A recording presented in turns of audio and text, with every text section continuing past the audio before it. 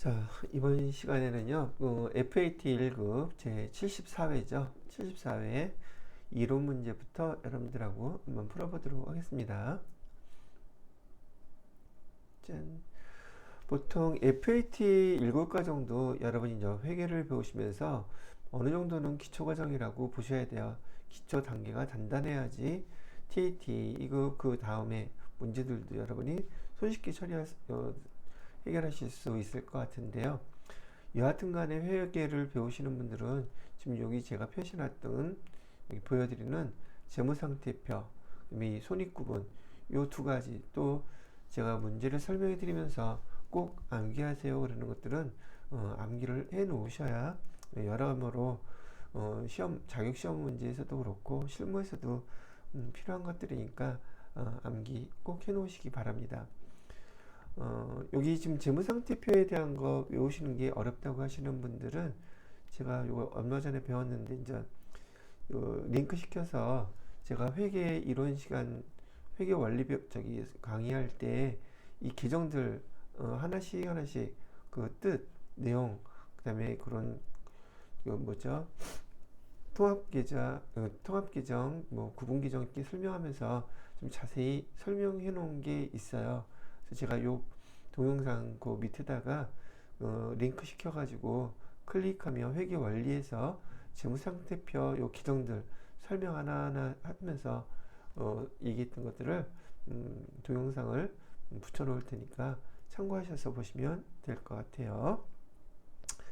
꼭 암기하셔야 되는 사항이에요. 그리고 제가 문제를 설명해 드리면서 여기 있는 내용들 제가 참고 자료로 여러분 알아야 될 기본 지식으로 표시를 해 드릴 텐데 여기 있는 내용이 얼마나 많이 문제에서 활용되고 있는지를 한번 직접 보시면 더 와닿을 수 있으실 것 같아요. 자, 문제 하나씩 보기로 하겠습니다.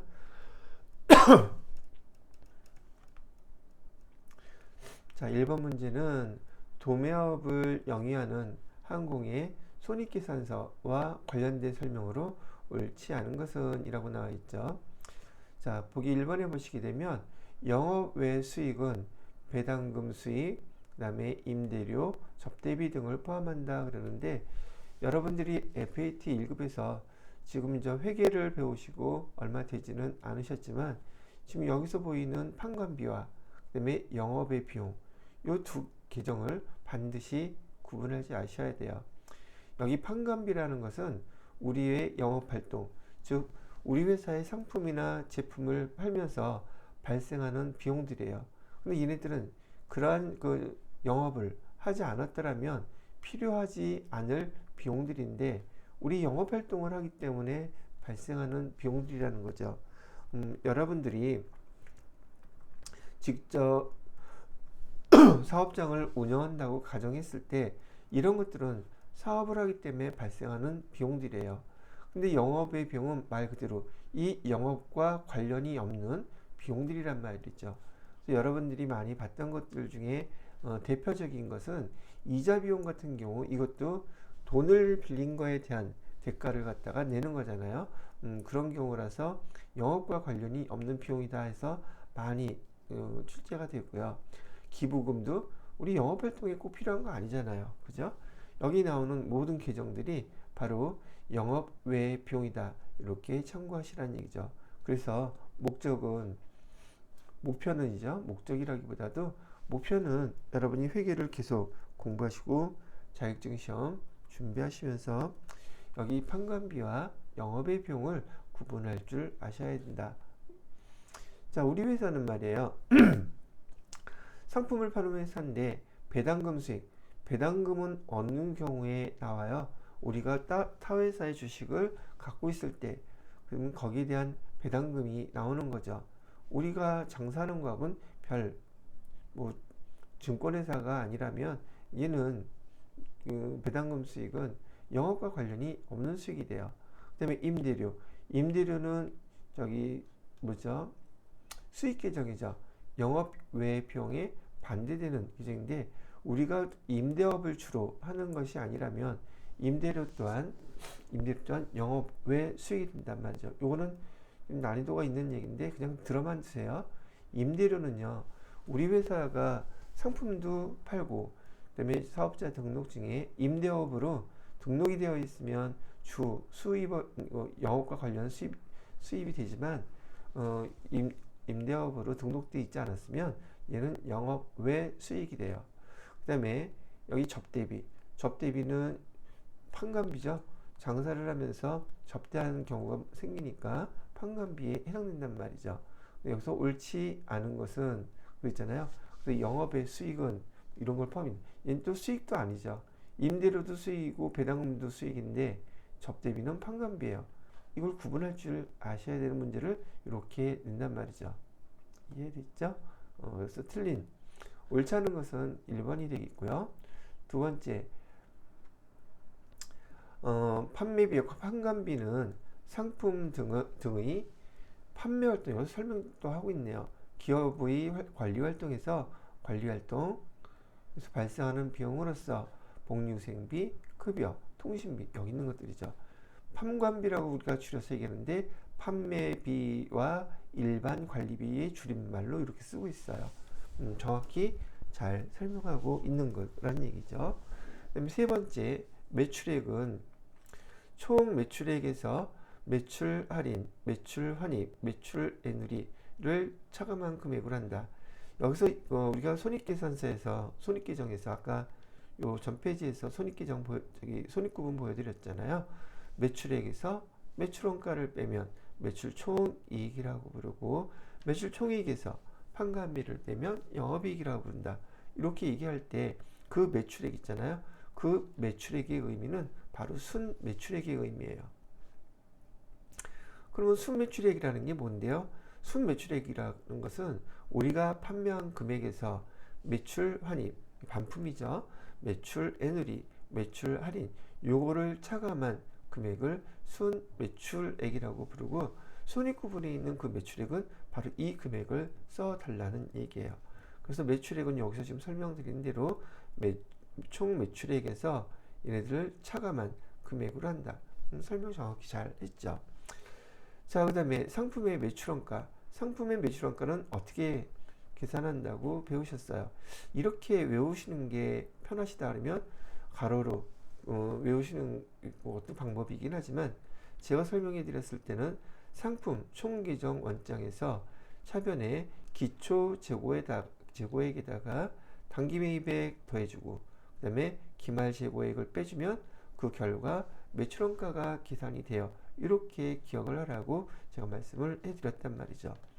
여기서 하나 추가로 알아두셔야 될 게 여기 순매출액이 아까 손익구분에서 매출액, 매출원가 얘기했을 때 매출액이 순매출액을 기록하는 것처럼 상품 계정에서 단기 매입액 얘도 순매입액을 의미해요.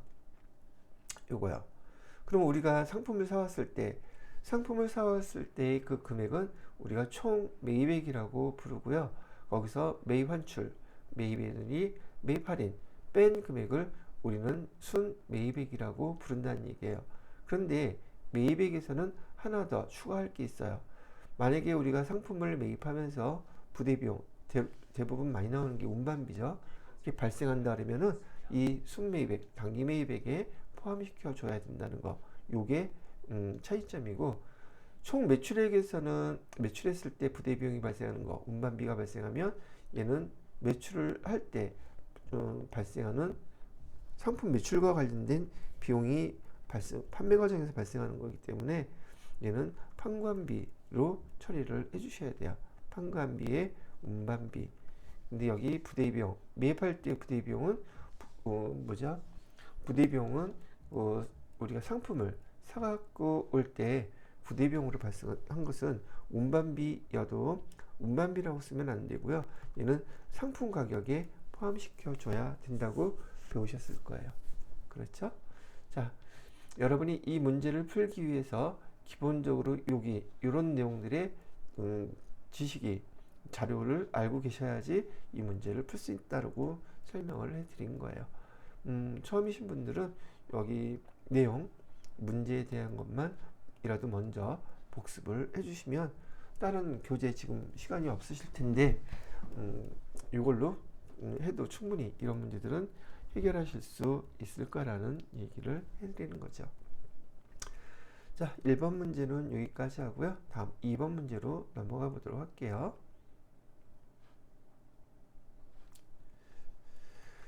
자, 2번 문제를 보시게 되면 다음 중 손익계산서상 영업이익에 영향을 미치지 않는, 또 계정 과목 물어보고 있죠.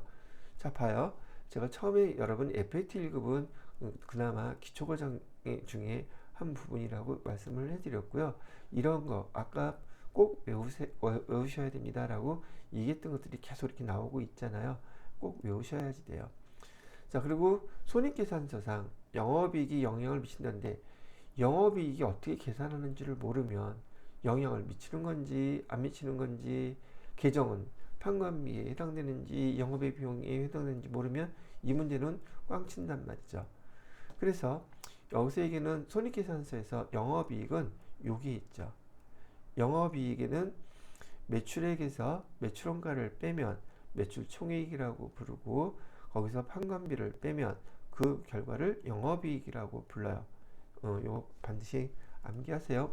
이 문제 지금 보시는 분들 지금 뭐 멈춰놓고서라도 이거 끝나고 바로 외우세요.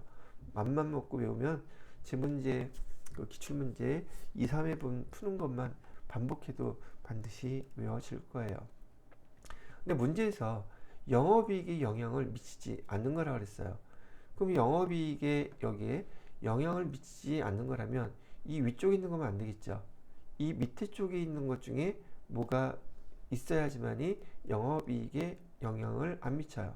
만약에 이 위쪽에서 어떤 숫자가 들어가게 되면 영업이익에 계산할 때 영향을 미치겠죠. 그래서 보기를 한번 보도록 할게요. 본사 건물 감가상각비. 본사 건물은 왜 필요해요? 장사하려고. 그래서 그 본사 건물은 영업활동과 관련되어 있고, 그 건물을 사용하면서 사용하는 시간에 따라 그 건물의 값어치는 떨어지게 되어 있죠. 그래서 감가상각비는 판관비예요. 여기에 보시게 되면 감가상각비 있죠. 그럼 판관비라고 얘기하는 것은 바로 어디에 해당된다는 얘기예요? 여기에 해당된다는 얘기죠. 그죠? 그래서 여기 감가상각비는 여기 판관비에 해당이 되므로 영업이익에 영향을 주게 돼 있어요. 두 번째로 보시게 되면 영업팀에서 사용하는 통신비, 업무용 통신비라고 되어 있죠.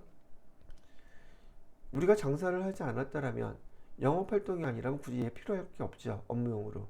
그죠? 판관비에 여기 통신비 있어요. 그죠? 그럼 얘도 마찬가지로 어디에 영향을 주겠다? 판관비에 영향을 주겠죠. 그러면 영업이익에도 영향이 갈 것이고요. 자, 세 번째로는 단기 대여금에 기타의 대손상각비라고 되어 있는데요. 요거는 이따가도 또 문제가 나와 있던 게 있었는데, 여기서 미리 한번 설명해 드리고 일단은 복습하는 차원에서 간략하게 하고 넘어갈게요. 보통 우리는 매출채권이라는 용어 배우셨죠? 매출채권은 아까 제가 보여드렸던 첫 페이지에서 여러분이 그 재무상태표를 구분해서 암기를 반드시 해야 한다는 걸 의미해요. 매출채권에는 여러분이 배우셨던 것처럼 외상 매출금, 그 다음에 받을, 한 가지 나눠서 쓸까요? 받을 이렇게 두 가지가 있어요. 그 다음에 우리가 채권이라고 얘기하는 것은 아직 돈을 받지 못해서 받을 권리가 있다는 뜻인데, 매출이란 용어는 우리 회사의 주력 상품인 상품 또는 제품, 이런 것들을 얘기해요. 그런 것들을 팔고 돈을 못 받았을 때는 외상매출금, 어음을 받았을 때는 받을어음, 이렇게 구분해요. 그 위에 거는 우리가 기타 채권이라고 부르거든요. 기타 채권에는 상품이나 제품 이외에 다른 것을 팔았는데 돈을 못 받았어요. 예를 들어서 우리가 사용하던 차량 운반구를 팔았어요. 근데 걔 돈 아직 못 받았다 그러면 걔는 외상매출금이라고 하지 않고 미수금이라고 우리 계정 회계 담당자들은 쓴단 말이죠. 또는 건물을 팔았는데 아직 돈 못 받았다? 그것도 미수금이에요. 근데 뭐 비품을 팔고 돈을 못 받았다? 그것도 미수금이고요. 땅을 팔았는데 아직 못 받았다? 그것도 미수금인데, 만약에 이렇게 상품이나 제품 아닌 다른 이런 그 자산들을 팔고 어음을 받는 경우도 있잖아요. 그럼 받을 어음이라고 쓰나요? 아니에요. 받을 어음은 반드시 매출 채권을 우리 상품이나 제품을 판매하고 어음을 받았을 때만 쓰는 계정이라고 약속을 한 거예요. 그러면 예를 들어서 건물을 팔고 어음을 받았다. 그럼 뭐라고 써요? 그래도 미수금이라고 쓰는 거예요.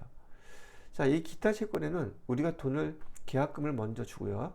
선급금이라는 거 있죠. 돈을 먼저 줬어요. 계약금으로. 그 계약금도 우리가 만약에 계약이 이행되지 않으면 되돌려 받을 수 있는 돈이죠. 그래서 걔도 기타 채권에 해당돼요.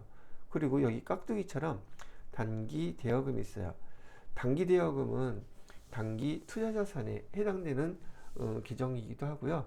여기 기타 채권에 해당되는 채권이기도 해요. 양쪽이 다 속해요. 쓰기는 단기 투자자산에다가 포함시키지만 기타 채권에도 단기 대여금이 돼요. 돈 우리가 빌려준 거 못 받을 수 있잖아요. 그죠? 못 받았을 때 단기 대여금이라고 기타 채권이라고 한단 말이죠. 그럼 이 설명을 왜 하느냐? 이것도 분명 위에 재무상태표에 제가 그대로 이렇게 설명을 다 해 놓은 항목들이에요. 우리가 이 매출 채권을 외상매출금, 받으러 이 돈을 갖다가 거래처의 파산으로 돈을 못 받게 되면 비용 처리해야 될 때 우리는 대손상각비라고 불러요. 대손상각비는 우리 영업활동과 직접적으로 관계가 되어 있는 거여서 여기 판관비에 해당된단 말이죠.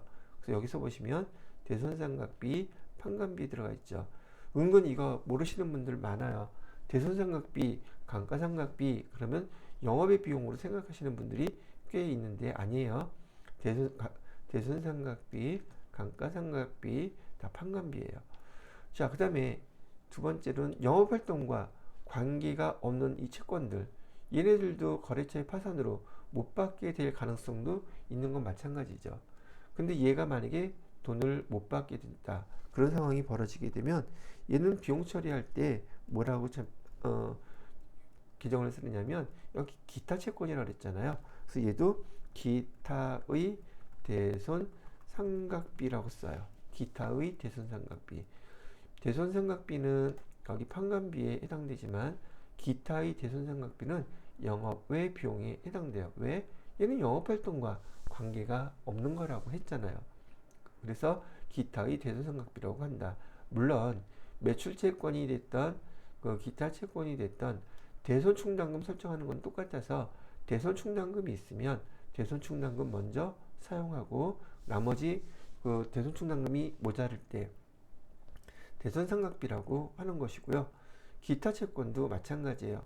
대손충당금 설정된 게 있었다면 대손충당금 먼저 사용하고 모자라는 금액은 기타의 대손상각비로 한다.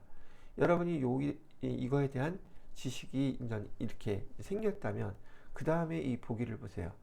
단기 대여금의 기타의 대손상각비, 얘는 판관비예요, 영업외 비용이에요. 영업외 비용이죠. 영업외 비용은 여기 있잖아요. 그죠? 영업외 비용 여기에 해당되는 항목이므로 얘는 영업이익에 영향을 주지 않는 거죠.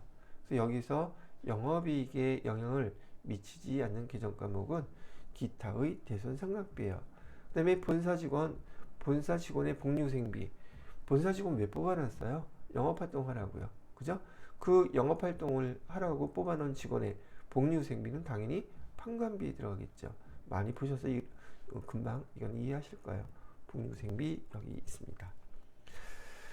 자, 이렇게 해서 이번 문제도 여기까지 설명하면 충분히 이런 내용들을 사전 지식으로 알고 계신다면 이런 문제는 거의 틀리지 않을 것이라고 보고요.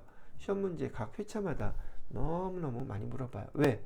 FAT 1급 여러분들 지금 자격시험 볼 때 이게 되게 중요한 기초사항이고 이거를 여러분들이 꼭 학습하도록 만들기 위해서 반복적으로 이런 유형의 문제를 계속 내고 있는 거랍니다. 자, 여기까지 하고요. 하면서 다음 문제로 넘어가 보도록 하겠습니다. 자, 3번 문제는 뭔가 봤더니 특허권이네요. 특허권은 무형자산이죠. 토대로 2024년도 무형자산 상각비 계산하면 얼마입니까? 라고 물어봐요. 우리 유형자산을 생각하게 되면 감가상각비라는 용어 쓰죠. 이것도 사전 지식이기도 하고 복습 겸 여러분들은 FT 1급에서는 많이 들어보셔야 돼요. 유형자산이나 무형자산의 목적은요, 둘 다 영업활동에 사용하기 위한 사용 목적이에요. 사용 목적이다. 무형자산도 마찬가지고요. 그래서 유형자산을 우리가 사용하면서 가격이 더 떨어지는 거, 그걸 우리는 감가상각비라는 기종으로 비용 처리하죠. 거기에 반해서 여기 무형자산은 어떨까요? 사용 목적은 똑같다 그랬죠. 얘도 회사에서의 사용 목적이에요. 그래서 얘도 마찬가지로 시간이 지나가게 되면 무형자산도 상각하게 되어 있어요. 근데 얘는 감가상각비라는 용어로 쓰지 않아요. 여기서 지금 썼던 것처럼 차변에 무형자산 상각비 이렇게 써요. 감가상각비하고 감가상각비하고 기정이 다르죠. 이거 구분하셔야 돼요. 뭐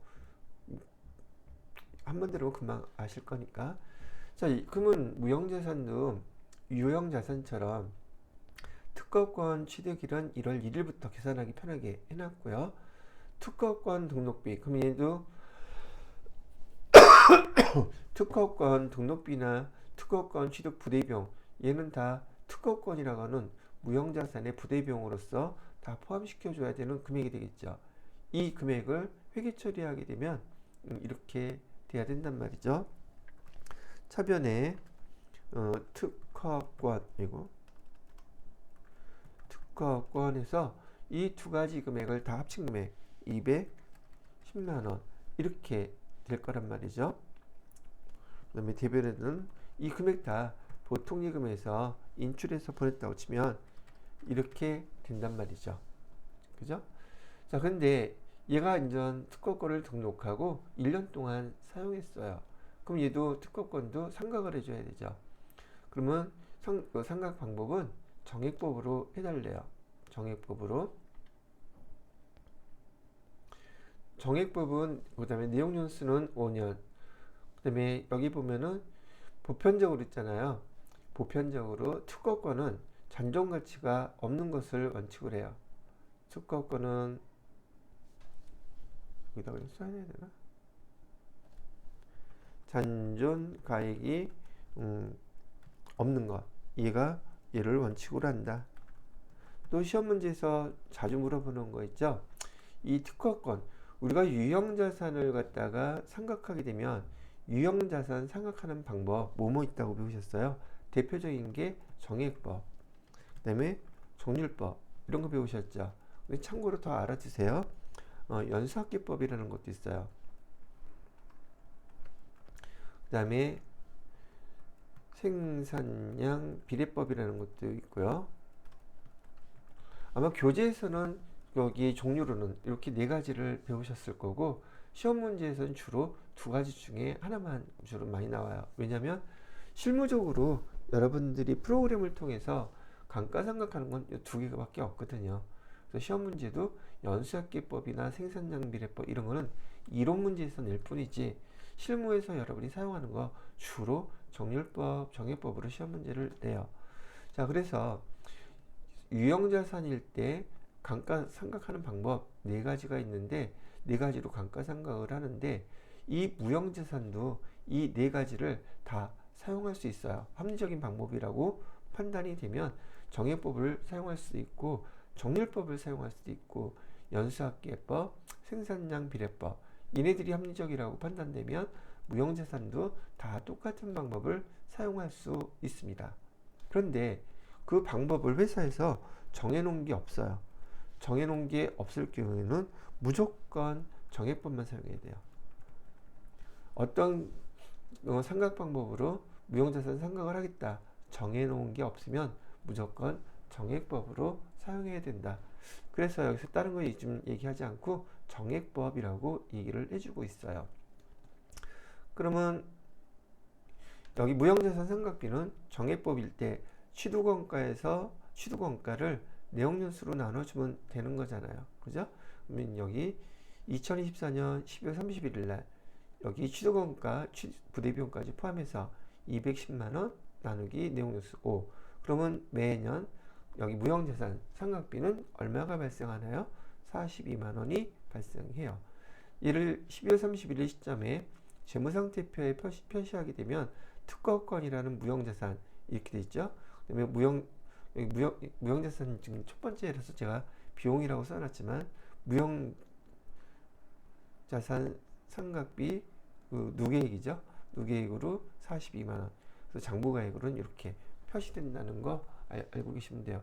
요거 무형자산 삼각비는 제가 참고로 여기 비용 계산한 거기 때문에 그 용어를 쓴 거고요. 우리 감가상각비 할 때 재무상태표는 감가상각비라고 안 쓰죠. 감가상각 누계액 이렇게 쓰잖아요. 여기 무형자산 누계액, 무형자산 상각 누계액 이렇게 써주시면 되는 건데 지금 이걸 설명하려는 건 아니고 이 모양을 갖다가 유형자산처럼 이렇게 나타낸다라는 거 말씀드리기 위해서 이렇게 보여드린 거예요. 되셨죠? 그리고 참고로 또 하나 더. 유형자산은 아까 예를 들어서 차량 운반구 100만원이라고 가정하고요. 취득원가, 감가상각 누계 여기 한 30만원이라고 얘기하면 여기 장부가액 70만원 이렇게 보여지잖아요. 근데 특허권 같은 경우는 제가 요 무형자산 삼각비 나온 것처럼 누계액이 아니라 특허권 이렇게 생각하는 거,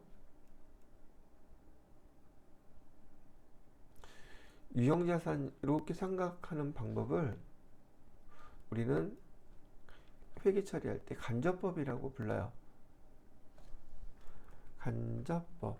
그럼 간접법이 또 무슨 말이에요? 이렇게 얘기한다면 원래 차량 운반구를 사용하는 기간 동안에 그 금액이 이만큼 감소됐다면 차량 운반구 취득할 때 우리 차변에 쓰잖아요. 그럼 그만큼 값어치가 떨어졌다면 대변에 차량 운반구 이렇게 써서 그 값어치만큼을 감소시켜 줘야지 되는데 대변에다가 차량 운반구로 쓰지 않고 지금 감가상각 누계액이라는 용어를 쓰고 있잖아요. 차량 운반구를 쓰지 않고 이런 거를 갖다가 우리는 간접법이라고 불러요. 그런데 무형자산은요. 무형자산은 여기 특허권 210만원 이었던 것을 210만원이었던 것을 이렇게 무형자산 상각을 하게 되잖아요. 그러면 차변에 무형자산 상각비 회계 처리하는 것도 보여드리는 거야. 왜? 설명할 게 좀 있어서 42만원 이렇게 하고 대변에다가는 뭐라고 쓰냐면 무형자산 상각 누계 이런 거 안 쓰고요. 직접법으로 특허권의 그 가격을 특허권의 취득원가를 그 금액만큼 이렇게 감소를 시켜요. 그러면 차변에 아까 특허권 이렇게 기록했을 때 무형자산이니까 대변에 210만원이 있었죠. 그런데 1년 지나서 상각을 하게 되면 대변에 특허권이라고 해가지고 그 금액을 다이렉트로 이렇게 감소를 시켜요. 그럼 이 금액에서 특허권 이만큼 빼니까 그걸 제가 그래서 무형자산 상각비 빼버린 거예요. 장부가액은 얼마가 돼요? 특허권의 장부가액은 42만원을 뺀 금액이 남게 되겠죠. 이렇게 기록하는 방법을 직접법이라고 그래요.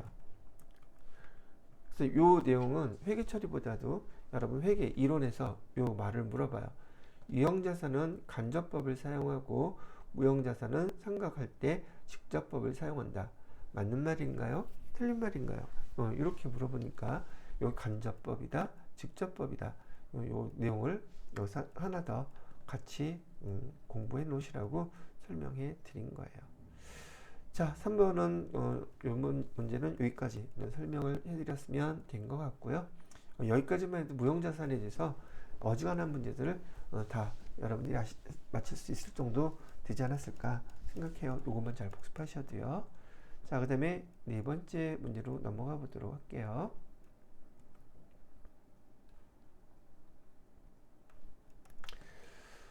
자, 네 번째 문제는 뭔가 봤더니 12월 31일 결산 시 회계 처리로 옳은 것은 이라고 되어 있네요. 여기 보시게 되면은 2024년 5월 1일 소모품 200만원 구입하고 대금은 현금으로 지급했대요. 그 다음에 구입한 소모품은 전액 자산 처리를 했대요. 그 다음에 2024년 12월 31일 소모품 미사용액, 소모품 남아있는 거죠. 45만원이 있다고 얘기를 하고 있네요. 그죠? 우선 계정.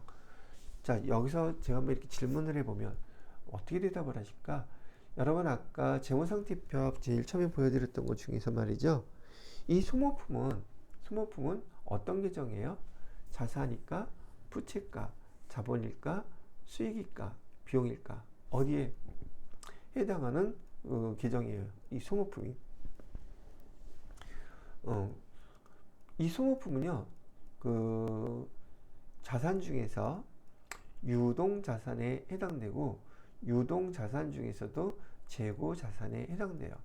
이 소모품은 재고자산 안에 들어가 있는 계정이다. 이렇게 기억을 하셔야 된다는 얘기죠.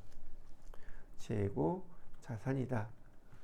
대표적인 재고자산은 재고자산의 뜻은 뭐냐면요, 판매 목적으로 갖고 있는 자산을 우린 재고자산이라고 부르고, 판매 목적의 대표적인 것은 지금 FAT 1급에서는 상품일 것이고요.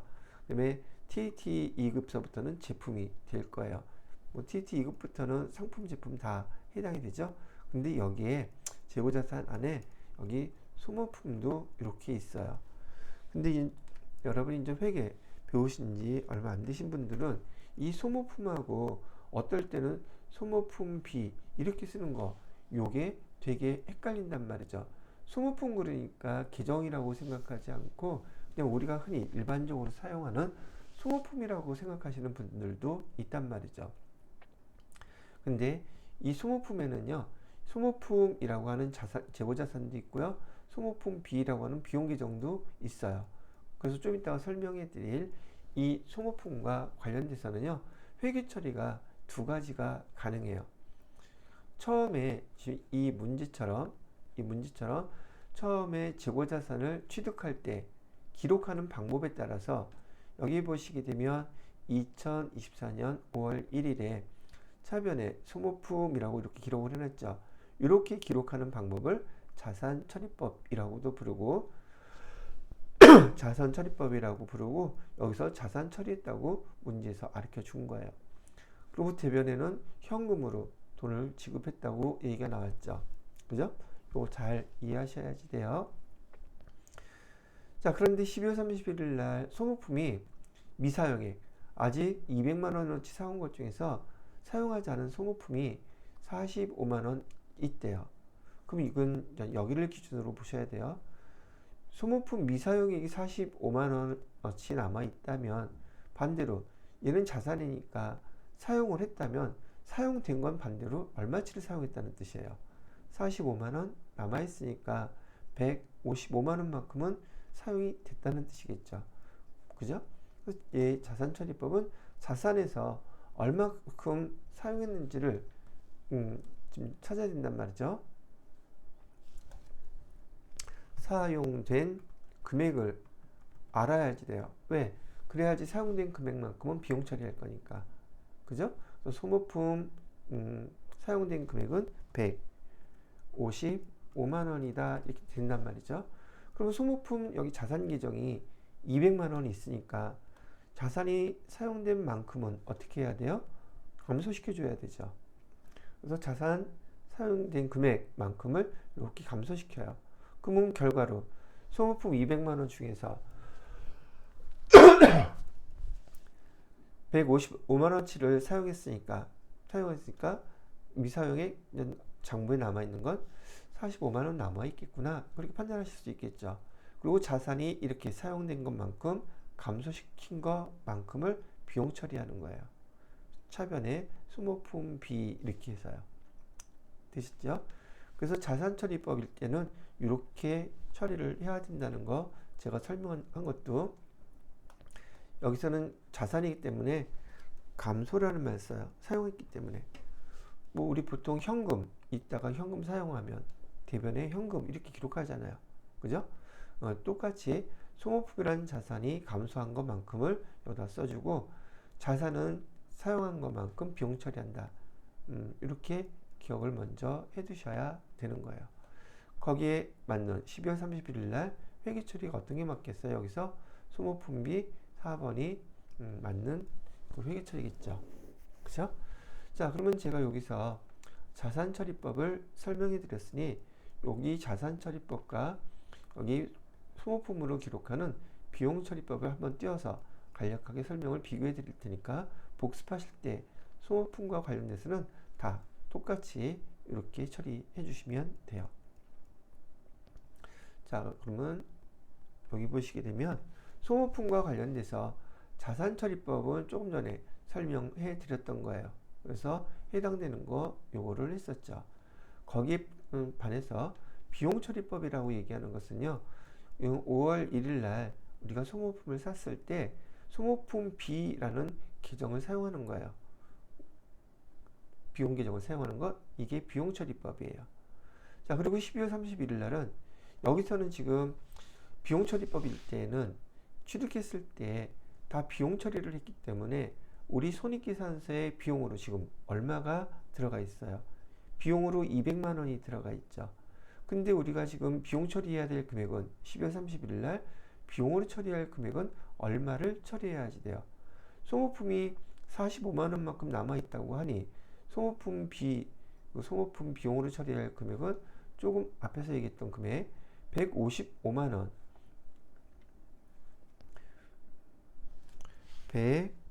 155만 원이 비용으로 처리돼야 되는데 지금 여기 200만 원으로 처리가 되어 있잖아요. 그죠? 그러면 비용으로 155만 원을 비용으로 남기기 위해서, 이걸 비용으로 남기기 위해서 얼마만큼을 빼줘야 되겠습니까? 소모품 35만 원 남아있다 그랬으니까 여기서 소모품에서 45만 원을 빼면 비용이 155만 원만 남게 되겠죠. 그래서 이 소모품 비용을 여기에 맞추기 위해서 대변으로 소모품 비 해가지고 재고자산 남아있는 만큼을 이만큼 차감을 해주게 되면, 차감이 아니라 비용 계정은 아까 여기서는 제가 감소시킨다 그랬었죠. 자산, 부채, 자본 계정은 증가, 감소라는 용어를 사용하고, 비용, 수익 계정은 비용은 차변이 자기 자리인데 대변으로 이렇게 쓰게 되잖아요. 그럼 얘는 우리 소멸이라는 용어를 사용해요. 소멸. 비용을 45만 원만큼 소멸시켜주면 비용 155만 원이 딱 남게 되겠죠. 그죠? 그리고 소모품은 제가 아까 재고자산 계정이라고 그랬잖아요. 재고자산. 그래서 차변에다가 소모품비, 남아있는 재고자산만큼 소모품 45만 원 이렇게 써주시면 된다는 얘기죠. 그럼 얘를 갖다가 여러분이 우리 수학 등식기호로 따지면, 이제 우리가 회계 처리를 한 것이지만 수학 등식기호로 따지면 200만 원에서요, 여기 45만 원을 이렇게 빼주면 얼마 나와요? 155만 원 이렇게 나와요. 이거하고 똑같은 거예요. 수학의 이 등식을 우린 회계에서는 이렇게 표현하더란 얘기예요. 비용 계정에서 대변으로 비용 계정을 빼면 그만큼 소멸된다. 그리고 그 잔액만큼이 손익계산서 12월 31일 날 비용으로 반영이 되더라. 이렇게 생각을 하시라는 거예요. 처음 하시게 되면 여기 두 개가 헷갈리다고 얘기하실 수 있는데, 아니 처음이니까 헷갈릴 수 있어요. 근데 천천히 자산처리법은 뭔지, 그 다음에 비용처리법은 뭔지 설명 한두 번 더 반복해 보시면 명확하게 이해하실 수 있을 거예요. 그리고 이 소모품 규정과 관련돼서 보험료 규정도 자산처리법, 비용처리법 이렇게 구분돼서 시험 문제에서 많이 출제가 돼요. 보험료와 관련돼서는 소모품 자산이라 했죠. 보험료와 관련돼서는 성급 비용 계정이 자산 계정이에요. 성급 비용. 끝에 비용자 들어갔다고 여기 손익계산서 계정이라고 착각하시면 안 돼요. 성급 비용이 자산 계정이고 회계 처리하는 방식은 똑같습니다. 그 다음에 비용처리법은 여기 보험료라고 기록하게 되면 얘가 비용처리법이 돼요.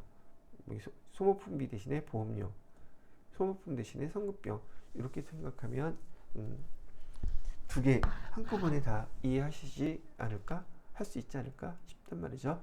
이게 익숙하지 않으신 분, 이 파트 두 번, 세 번 반복해서 이해될 때까지 차근차근 생각하시면서 복습을 해주시면 될 것 같아요. 자, 여기까지 설명을 드리고요. 다음 문제로 넘어가 볼게요.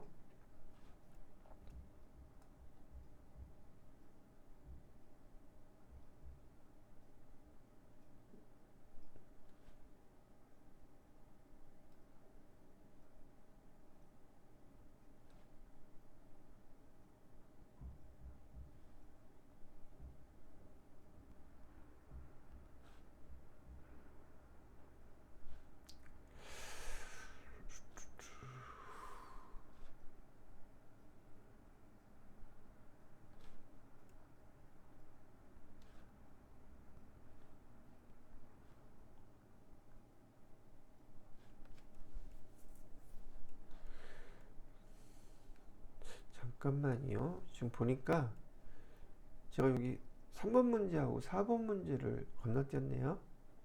그죠? 잠깐.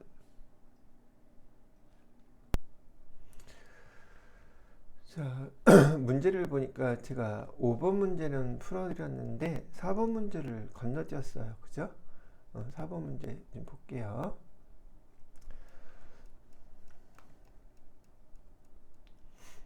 4번 문제를 보시게 되면 다음과 같은 결산 회계 처리 누락이 2024년도 손익계산서에 미치는 영향으로 옳은 것은 이라고 되어 있네요. 한국은 2024년 11월 1일에 가입한 1년 만기 정기기금 1,500만원, 연 이자율은 3%로 월할 계산을 하시고 이에 대한 이자, 경과분, 미수분이라고 얘기했습니다.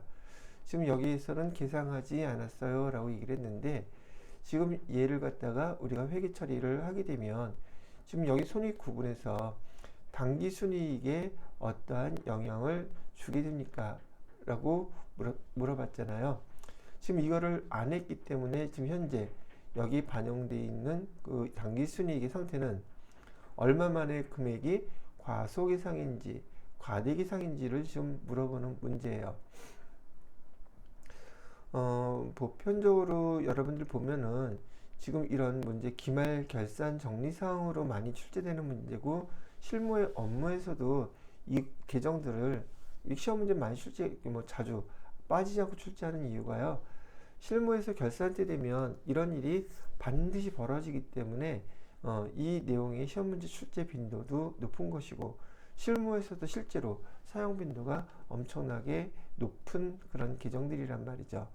자, 여기서 여러분이 아셨으면 알아야 될 거라고 생각하는 게 뭐냐면 이 계정의 구분이에요. 앞에서도 제가 5번 문제에서 먼저 설명을 해놨었는데 성급비용 얘기 나왔었잖아요. 바로 이런 것들이에요. 자, 이 계정 구분하는 것부터 또 여러분 기초과정인 FAT 1급에서 물론 TAT 이거 앞으로도 계속 사용할 것들인데, 처음 배우는 입장에서 여기 되게 계정이 헷갈린단 말이죠. 그래서 시험 문제도 자주 내요. 그러나 실무에서는 틀리면 안 된단 말이죠. 구분하는 용어들을 한번 먼저 설명해 볼게요. 기말 정리사항 중에서 손익계산서 계정과 관련된 이러한 문제들이 반복적으로 출제가 되는데요. 보통 얘를 우리는 뭐라고 부르냐면 손익의 이연이라고 부르거나 손익의 예상이라고 우리 회계에서 그 용어를 사용하고 있어요. 근데 요즘은 손익의 이연이라는 말보다는 손익 요거를 풀어써 가지고서는 여기 수익과 비용, 수익 그다음에 비용의 이연이라는 말로 쓰고요. 그 다음에 여기 손익의 예상에 해당되는 것들은 수익, 비용의 발생이라는 용어로도 써요. 교재에서는 같은 의미라고 기억해 두시면 되겠고요. 일단 손익의 이연이라는 거는요, 말뜻으로만 먼저 이해를 해 두시면 선불 개념인 거예요. 즉 보험료 같은 경우를 우리가 뭐 납부했다, 미리 냈다 그러면은 그 보험료는 기본적으로 1년이잖아요. 우리가 지불하는 그 금액이 그 1년의 금액, 1년치의 금액 안에는 올해에 해당되는 부분도 있고 내년에 해당되는 부분도 있단 말이죠. 그래서 우리가 보험료를 납부했을 때 그 올해에 해당되는 부분과 내년에 해당되는 부분을 회계 처리를 해서 나누어 주라는 얘기예요. 그래서 올해 것만 손익계산서에 반영되도록 해달라는 얘기죠. 하나 예를 들어봐요. 여기 보험료 12만원 1년치예요. 얘를 갖다가 며칠 날 우리가 가입을 했냐면 7월 1일 날 보험에 가입하면서 보험료 12만원을 냈다고 가정을 해봐요. 그러면 얘는 돈을 먼저 낸 거니까 내년치 것까지 올해 거는 몇 개월분이에요. 7월 1일 날 가입했으니 7, 8, 9, 10, 11, 12 6개월치죠. 그래서 올해 거는 6개월, 그 다음에 내년 것도 6개월, 금액으로 따지면 6만원, 6만원 이렇게 되겠죠. 그런데 보험료라고만 이렇게 기록을 하고서는 기말 정리상 요거를 올해 것과 내년 것으로 구분해 주지 않으면 손익계산서에 12만원이 1년치가 다 비용으로 들어가겠죠. 그렇게 된다면 올해 비용만 손익계산서에 반영이 되어야 되는데 내년 것도 반영되면 되니까 그 손익계산서 금액이 틀려진단 말이죠. 그래서 우리 회계 담당자들은 올해 비용과 올해 수익만 정확하게 손익계산서에 반영될 수 있도록 12월 31일 날 기말에 당연히 이 처리를 해 주어야 된다는 얘기예요. 지금은 이거 일일이 다 설명할 건 아니고요. 계정만 구분하는 걸 먼저 설명을 해드리는 거예요. 그래서 여러분이 문제를 읽어보면 손익의 이연에 해당되는 것은요, 선불이에요. 돈을 먼저 주었거나 돈을 먼저 받은 경우예요. 지금 조금 전에 보험료 같은 경우는 돈을 먼저 줬는데 비용을 먼저 준 거죠. 그럼 우리가 그때 사용할 수 있는 계정은 여기 성급 비용이라는 자산 계정을 사용하셔야지 돼요. 또 우리가 만약에 임대료 1년치를 먼저 받았다. 그러면은 1년치 안에는 올해 것과 내년 것이 있겠죠. 그때는 돈을 먼저 받았는데 임대료라는 계정이 수익 계정이기 때문에 선수 수익이라는 계정을 사용해야 된단 말이죠. 선수 수익은 여러분들이 또 처음 배우실 입장에서 이 계정이 다음 중 자산에 해당되는 계정이 뭡니까? 라고 문제가 나오게 되면 선급 비용이나 선수 수익 요 끝에 계정이 수익 비용 이렇게 들어가니까 이것만 보고서 얘가 비용 계정이다, 얘가 수익 계정이다 이렇게 착각하시는 분들이 많아서 시험 문제에도 아주 잘 출제를 해요. 여기서 이 선급 비용은요, 선급금 먼저 돈 준 자산 계정 이거는 알고 계시죠? 거기에 비용을 먼저 줬다고 이렇게 의미가 이런 내용이에요. 근데 계정이 자산 계정과 비용 계정이 이렇게 나오게 되면 앞에 게 주인이에요. 앞에 게 주인이기 때문에 선급금이 자산 계정이니까 선급 비용도 자산 계정이에요. 선수금은요? 선수금은 부채 계정이잖아요. 근데 그걸 수익에 해당되는 거였단 말이죠. 그래서 얘도 계정이 두 개가 결합된 거라고 이해를 해보세요. 선수금에다가 뭐가 결합된 거다? 선수금 미리 받았는데 우리한테 수익인 것을 먼저 받았다. 그래서 선수 수익 계정은 부채 계정이에요. 자, 그래서 여기 선불 계정은요, 손익이 이연해서 문제를 읽어보면 얘는 선불이라는 건 여러분이 금방 선불인지 아닌지는 금방 판단하실 수 있어요.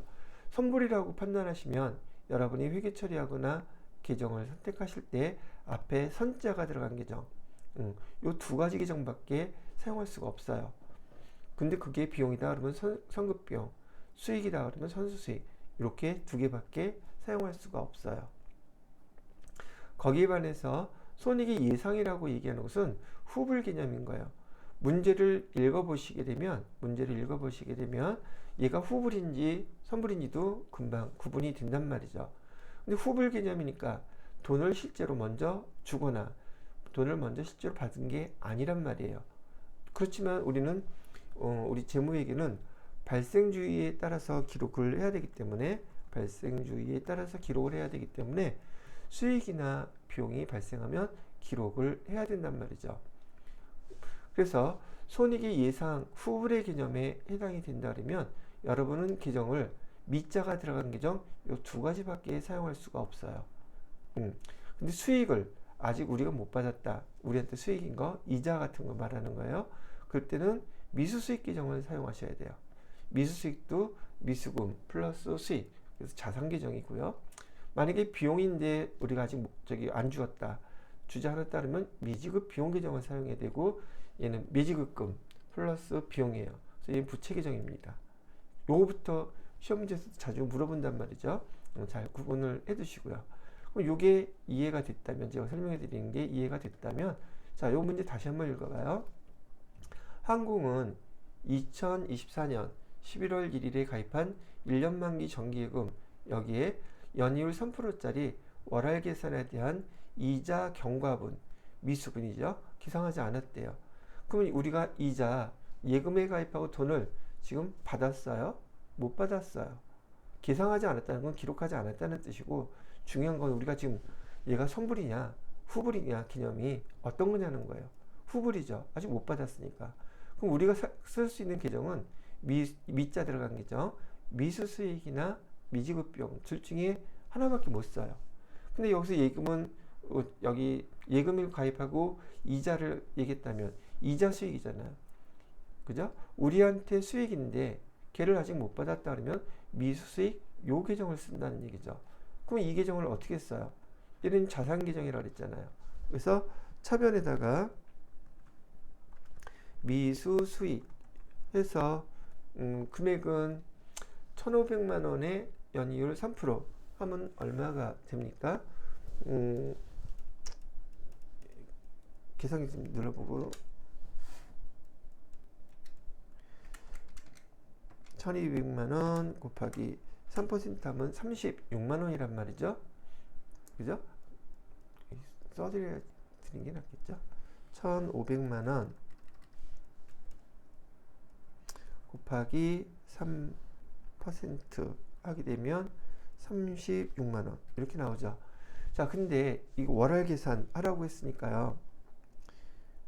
이자가 실제로 발생한 금액은 얼마겠습니까? 라고 물어보면 지금 1년 12개월 중에서 올해 발생한 것만 예상하는 거니까요. 올해 발생한 거 몇 개월치예요? 11월 달 거, 12월 달 거, 두 달치잖아요. 그죠? 두 달치면 전체 12개월 중에서 우리가 이자를 계산해야 될 월은 두 달치예요. 이렇게 하게 되면 36만 원 곱하기 계산기 눌러서요. 2 나누기 12 하게 되면 6만 원, 6만 원이 아니죠. 다시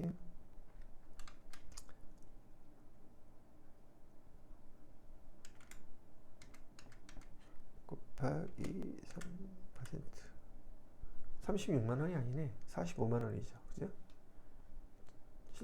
실수. 계산기 잘못 눌렀어.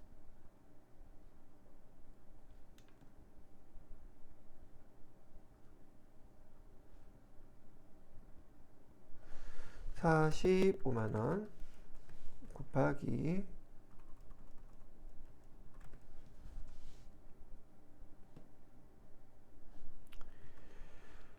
12분의 2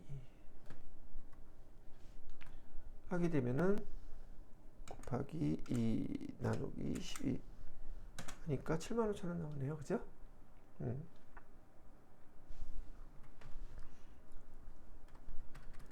자, 손익계산서에 들어갈 이자 수익은 7만 5천 원이에요. 근데 이거 못 받았다 그랬잖아요. 그죠? 그래서 7만 5천 원 못 받았어요. 그런데 우리 손익계산서에 반영해야 될 이자 수익은 얼마를 기록해야 된다? 7만 5천 원. 이렇게 기록을 하는 거란 말이죠. 이해가 되셨어요? 사용하는 방법. 일단은 여기서 여러분들이 이 내용을 먼저 이해를 해야지 그 다음에 얘와 관련된 계정들과 관련된 것들 나왔을 때 여러분이 알아들을 수 있다는 얘기예요. 혹시 또 이 문제에 대해서 여러분들이 요 내용은 상당히 시험 문제 출제도 많이 되고 실무에서도 중요한 거니까 제가 요 문제 풀고 난 다음에 이 동영상 그 설명란에다가 얘도 한번 찾아가지고 동영상 링크를 해서 연결해 볼게요. 여러분들이 지금 제 동영상의 재생 목록이 워낙에 많다 보니까 그 내용을 찾아서 등등하는 걸 귀찮아 하시는 분들도 있을 것 같은데 연결해서 바로 복습해 보실 수 있도록 그 동영상을 링크해서 클릭만 하면 요 내용들이 나올 수 있도록 한번 그 동영상 찾아가 한번 링크를 시켜놔 볼게요. 여하튼 간에 이렇게 처리하는 것이다. 그러면은 지금 손익계산서에 들어갈 건 미수수익은 자산계정이니까 얘가 손익계산서에 반영될 일은 없을 거고 바로 이 이자수익이 손익계산서에 반영이 돼야 되겠죠. 그죠? 얼마가? 수익으로 얘는 영업과 관련이 없는 수익이니까 영업의 수익 요게 들어갈까요? 그러면 수익이 일로 반영이 되면 당기순이익은 커지겠죠. 그죠? 근데 지금 여기서 말이 손익계산서에 지금 이렇게 얘를 지금 누락한 거잖아요. 그죠? 얘를 누락한 결과 당기순이익은 어떻게 됐겠어요? 이자 수익 이만큼이 과대계상이 됐겠어요? 아니면 과소계상이 됐겠어요? 이 당기순이익에는 이자 수익만큼 과소계상이 됐겠죠. 얼마만큼이요? 7만 5천 원만큼은 당기순이익에 과소계상이 지금 되어 있는 상태다. 왜? 이걸 누락했기 때문에. 되시겠죠? 자, 그래서 여기에서 이제 보기에서는 뭐라고 답을 해줘야 되느냐? 당기순이익이 7만 5천 원만큼 과소계상이 되어 있어요. 이렇게 선택을 해줘야 된다는 얘기죠. 아시겠죠? 들어가야 될 게 안 들어갔으니까 당기순이익은 그만큼 적게 계산이 되어 있다. 그거를 갖다가 당기순이익 7만 5천 원 과소계상 이렇게 쓰시는 거란 얘기죠. 자, 중요한 파트이기도 하고요. 요거 정리하셔서 복습 한번 우선 요거만이라도 먼저 잘 구분하셔요. 이 문제는 많이 나오니까요. 자, 이렇게까지만 설명하고 다음 파트로 한번 넘어가 볼게요. 5번은 했고 6번 할 차례네요. 여기 또 나오죠. 자, 6번은 결산 정리사항 중에서 비용의 이연이라고 나와 있잖아요. 그래서 아까 이연이라는 말이 들어가면 얘는 선불이라는 개념이라고 그랬었죠. 선불. 그 중에서도 비용의 이연 그러면 비용을 갖다가 우리가 먼저 선불로 줬다는 뜻이에요. 그러면 올해 것도 있고 내년 것도 있고 하겠죠. 그죠? 자, 그럼 여기서 한번 보자고요. 비용의 이연에 해당되는 게 어디에 있는지. 임대료 수익분 미수분이라 그랬죠. 그럼 얘 하나만 봐요. 얘는 지금 선불이에요, 후불이에요.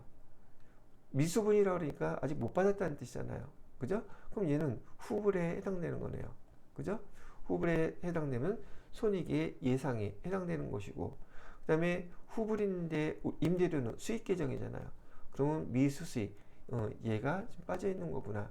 근데 여기서는 이연에 해당되는 거래를 찾아달라고 했으니 지금 여기 있는 걸 찾아야 되는데 1번은 여기에 해당되는 거예요.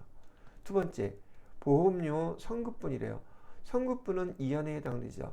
선급분은 여기에 해당되는 거 맞다. 근데 보험료는 비용 계정이잖아요. 근데 여기서 보험료, 비용 계정 해달라고 그랬죠. 그럼 답은 2번이겠구나. 그죠? 그러면 보험료 선급분. 그러면 선불 계정이고 비용을 우리가 선급, 해줬다고 하니까 얘는 선급비용 계정 사용하는 애구나, 이렇게 판단하실 수 있다는 거예요. 3번은 이자 수익 선수분. 얘도 선수분이라고 하면 손익의 이연에 해당되는 건 맞아요. 근데 이자 수익은 비용이에요? 수익이에요? 얘는 수익을 얘기하는 거잖아요. 그러면 선수 수익, 우리가 먼저 돈 받은 거구나. 이렇게 해서 선수 수익, 얘가 해당이 되는 거예요. 근데 여기서는 비용의 이연에 대한 걸 물어봤으니 얘는 수익에 해당되는 거라서 해당성이 없고, 마지막 네 번째는 미지급분. 이자 비용인데 미지급분, 얘는 후불 개념이니까 손익의 예상에 해당되는 거잖아요. 그죠? 이연에 해당되는 게 아니고, 그리고 거기 비용, 이거는 맞지만, 그죠? 조금 전에 연속해서 시험 문제가 나왔기 때문에 이런 문제는 여러분이 요 용어를 먼저 잘 구분하면 당연히 쉽게 맞출 수 있는 문제들인데, 여러분이 그 해당 수업을 들으시면서 요 용어부터가 정리가 안 돼서 많이 헷갈리는 경우가 많이 있단 말이죠. 제가 그래서 여기 손익의 예상, 손익의 이연에서 계정, 미수수익, 미지급비용, 그다음에 우리 이연에 해당되는 거 선불 개념의 선급비용, 선수수익, 계정 4개를 하나의 계정, 보통 시험 문제도 얘가 제일 많이 나와요. 이걸로 복습을 해보시면 되지 않을까 싶어요. 이렇게 하는 거예요, 얘는. 자, 이렇게까지 참고하시고요. 그 다음에 7번 문제로 넘어가 보도록 할게요.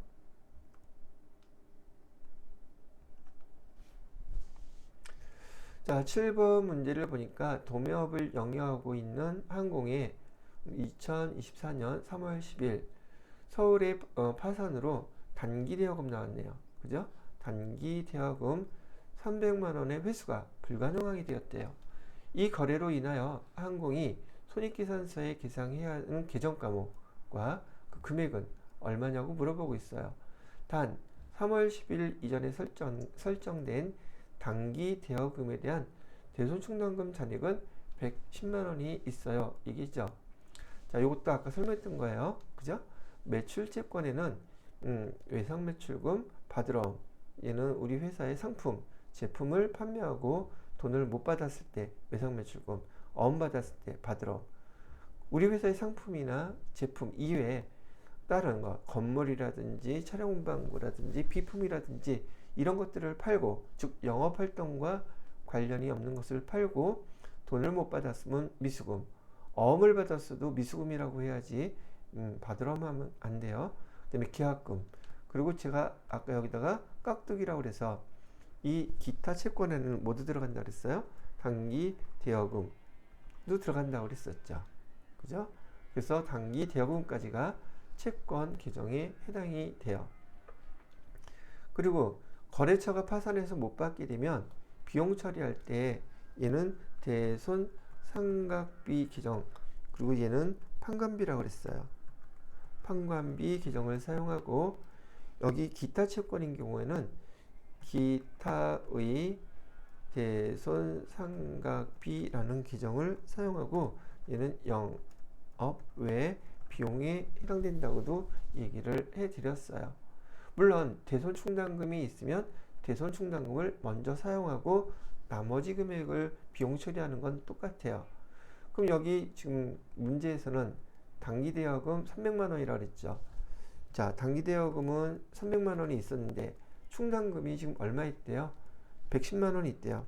110만원 있다고 하니 나머지 잔액은 얼마가 되겠습니까? 그러니까 190만원 되겠죠? 190만원만큼은 비용 처리해야지 돼요. 그죠? 대손충당금에서 뺀 만큼. 그럼 190만원의 계정은 뭘로 처리해요? 기타의 대손상각비, 이걸로 처리한다. 그럼 여기서 해당되는 거 어떤 게 맞습니까? 물어보니까 요게 답이 되겠네요. 그죠?